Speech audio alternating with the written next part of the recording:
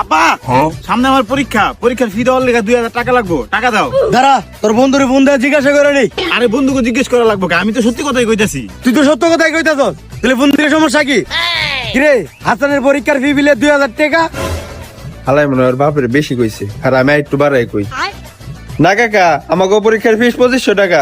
কিরে, ওই যে 2500 টাকার কথা গেলো, দাঁড়া আরেকজনের ফোন দেই। এ বাইস্তা, হাসানের পরীক্ষা ফি নাকি 2500 টাকা? হালাই মনে হয় বাপেরে কইছে 2500 টাকা, আমি আর একটু বাড়াই কইতে আর ওটাতে কমিশন খামো অনেক। কাকা আমাদের ফি তো 3500 টাকা।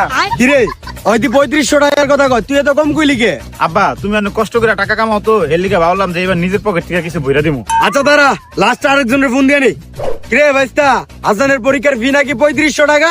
কি আমার থেকে ওর বাপের কাছ থেকে বেশি টাকা নিব না? ওর তো বেশি টাকা নিতে দেওয়া যাবে না। হ্যাঁ আঙ্কেল, স্যার কইছে 3500 টাকা, কিন্তু 1000 টাকা দিলে কাজ হয়ে যাবো। ও আচ্ছা, 1000 দিলে হইব। দাও আব্বা, তাহলে 1000 দাও। আচ্ছা দাঁড়া, দিতাছি। বাজার থেকে আওয়ার সময় তোর স্যারের লগে দেওয়া হয়েছে, আমি পরীক্ষার ফি 200 টাকা দিয়ে আইছি।